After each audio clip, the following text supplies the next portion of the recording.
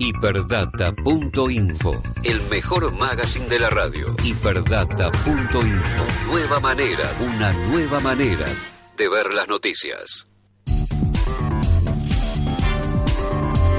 Estamos al aire ya 2032. Teníamos 2 de esos, ¿no? Sí, teníamos 2 de los regalitos de los lápices de Ansel. Tenemos? Ahora tenemos uno. Uno y medio. Tenemos 3 ahora, mira.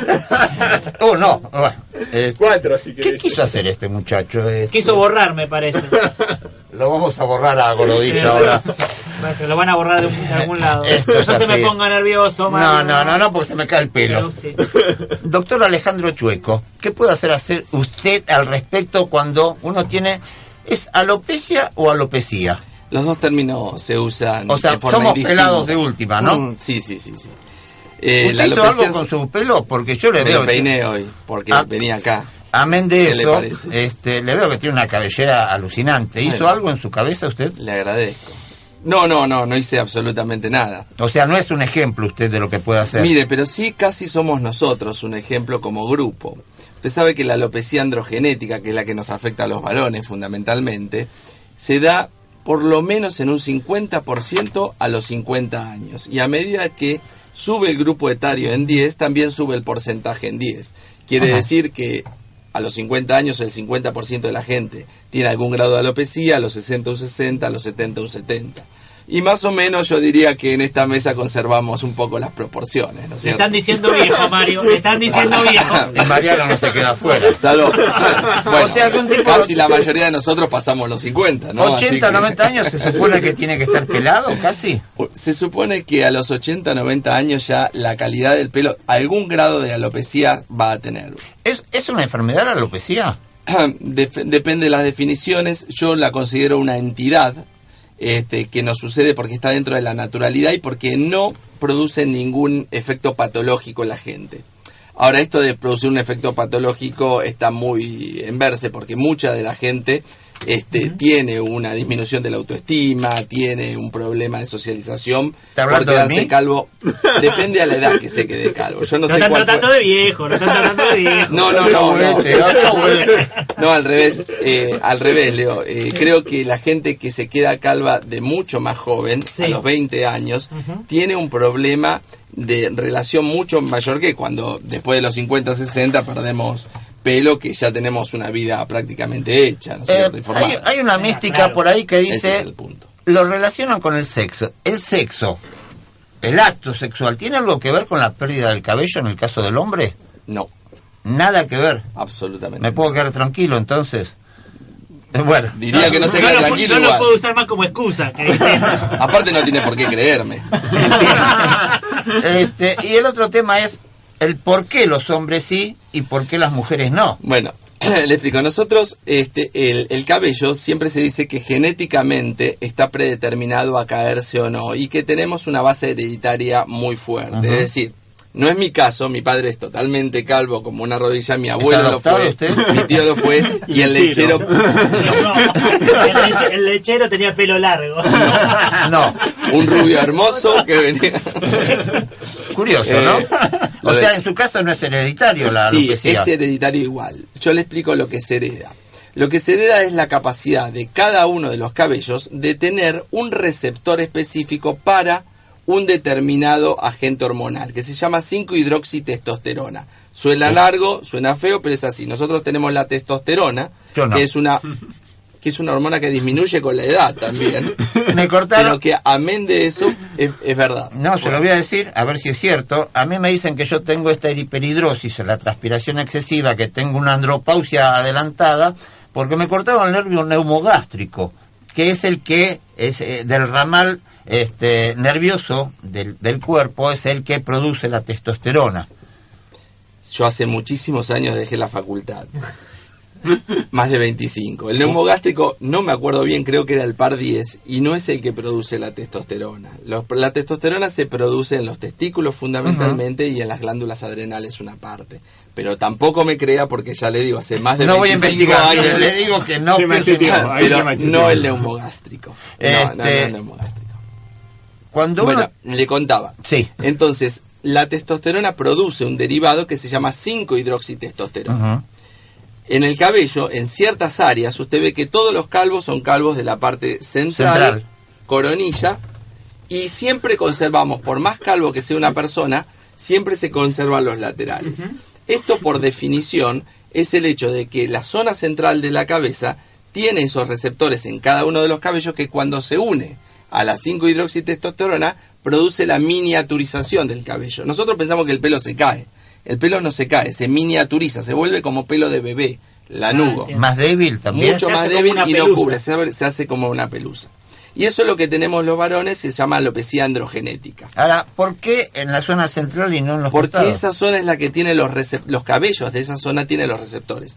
Y eso nos da una ventaja luego, con la evolución de la medicina, nos dio la ventaja de hacer técnicas de cirugía que nos permita a nosotros sacar cabello de las zonas laterales y de la zona posterior para redistribuirlas en las zonas que nos falta cabello. O sea, ¿eso es lo que se llama técnicamente un trasplante? Eso técnicamente es un trasplante. Y los trasplantes de pelo progresan, crecen, porque el pelo, que es un órgano, se puede trasplantar como un implante, no como un trasplante. La diferencia entre trasplante y implante es que el trasplante necesita vascularización, es decir, que aparte de trasplantar el órgano, como se hace con un hígado, se cosen los vasos sanguíneos para que ese órgano esté irrigado.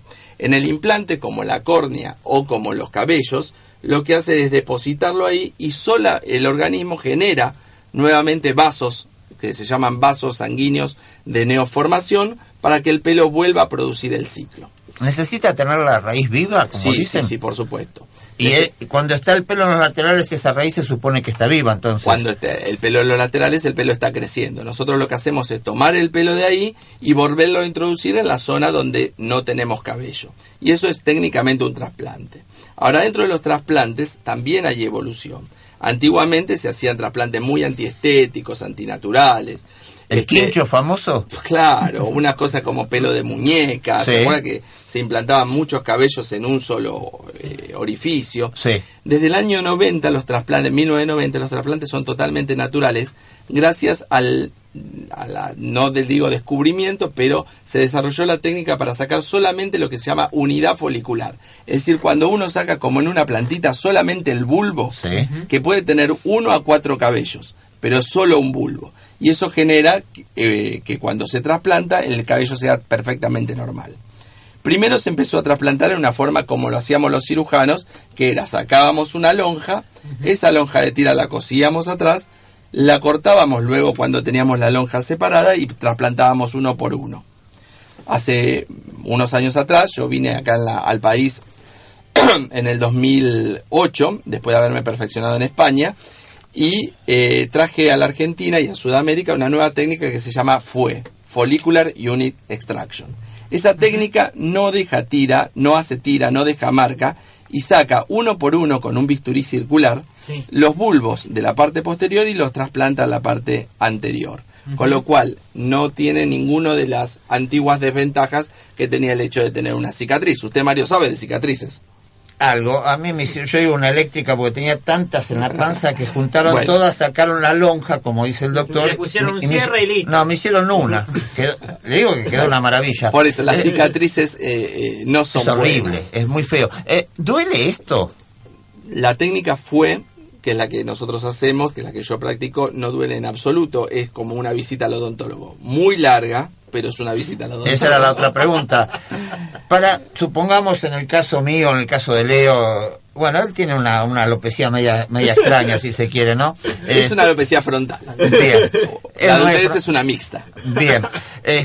¿Cuánto demora hacer el trámite completo desde la primer visita al centro hasta que, digamos, tenga una cabellera medianamente normal, entre lo que se entiende normal, ¿no? Bueno, primero lo que usted tiene que saber es cuántas unidades foliculares por centímetro caben en una cabeza. ¿Cuánto es la densidad normal? La densidad normal es de 60 unidades foliculares. Es decir, lo que yo tengo en los costados, o acá, son 60 unidades foliculares que pueden tener de 1 a 4 cabellos por cada centímetro cuadrado de cabello.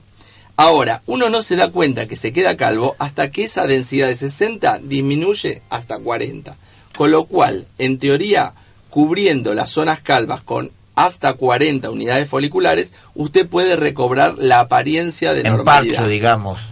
groseramente cosmética, hablando. no, cosmética. Siempre el pastito donde no lo hay. Cosméticamente hace una alfombra. Bien, bien. Con lo cual eso va a depender del área a cubrir. Una vez que uno se decide a operarse, lo veo y veo si tiene la zona donante, porque acá no se olvide nunca que trabajamos con el propio pelo del paciente. Sí, sí. Si el paciente tiene buen pelo, el trasplante va a ser bueno. Si tiene mucho, voy a poder trasplantar mucho. Si tiene poco, la expectativa del paciente tiene que ser menor. ¿Va a costar Para más que- en tiempo también? Sí, va a costar Y el más en resultado tiempo va a ser y el más resultado va acotado. a ser más acotado porque tiene menor área a Ahora, cubrir. supongamos que todo funciona bien porque caigo en sus manos, experiencia, no solamente en el país, sino en el exterior, y todo funciona bien. La vida de ese pelo implantado, en este caso, ¿cuánto es? ¿Hay una vida estimada? Sí, lo mismo que le va a durar el pelo que tenía en los costados. Es decir, Epa. cuando a usted y usted sabe que por más anciana que es una persona, conserva el Siempre, pelo de los costados. exactamente. Con lo cual, mientras el pelo del costado, de los laterales y de la parte de atrás, posterior de la cabeza, esté creciendo, también va a crecer el pelo trasplantado. Con lo cual, la vida media es muy, muy larga. Bien, y un par de preguntas más. Parece pelado. Usted No, tiene muchas preguntas. es evidente que esta pregunta ya viene, que debe, Sí. no sé si no es la primera, la segunda, tercera. ¿Es muy caro todo este proceso? Sí. Yo siempre digo que no hay que confundir valor con precio. Sí, sí. El precio es elevado, en valor es altamente... Por lo que recibo. Por lo que recibe, por el beneficio que recibe. A nivel y porque- psicológico también. Sí, y porque a nivel, así como en muchas cosas la Argentina, sé que mucha gente está en disgusto o algo, la Argentina es muy barata para muchas otras cosas. Y para esto mundialmente somos muy, muy económicos, es decir... un trasplante en la Argentina está posicionado mundialmente en un valor más que asequible para un ciudadano medio. Ahora, que es caro para nosotros, para nuestro bolsillo, es caro. Que no es una primera necesidad, no es una primera necesidad. Pero más del 40% de mis pacientes vienen de toda la periferia de Latinoamérica. La última pregunta antes de irnos al corte. ¿Las obras sociales amortizan en parte este proceso? Las obras sociales no, las prepagas que tienen planes altos tienen una retribución porque tienen cirugía estética. Esto todavía se está considerando Está una cirugía. nomenclado como cirugía estética. Es una cirugía estética. En otros casos, porque no es que yo solamente hago alopecia, yo también hago, por ejemplo, reparación de cejas, reparación de barba, reparación de los lifting o cicatrices que tienen, y entonces eso muchas veces los pacientes pueden acordar con sus obras sociales para que se lo reconozcan como una cirugía reparadora. Bien, Tenemos eso sí muchos lo cubre. chiquitos quemados, por ejemplo, Ah, sí. que pierden cabello. Tenemos gente que por accidentes, sea accidente automovilístico, o se saca una ceja, o entonces tengo que reconstruir una ceja completa, o un bigote, o diferentes partes del cuerpo. Antes que nos vayamos al corte, ya no es una pregunta, ¿cómo hace la gente que está interesada, que quiere saber un poco más, que se quiere comunicar con ustedes, esto, doctor Bueno, Chueco? lo más importante hoy en día, todo el mundo, mi empresa se llama injertocapilar.com. Googleando lo va a sacar. Injertocapilar.com le pusimos porque la verdad que la mayoría de los pacientes a nosotros nos registraban por internet. Es increíble el tráfico que uno recibe por la web, ¿no es cierto? De hecho, ustedes también tienen cámaras en web y todo. Y cualquier cosa que quiera entrar a mi página es www.injerto, con J, -medio, capilar.com.ar. Bien, maravilloso. O googlean doctor Alejandro Chueco y les va a salir.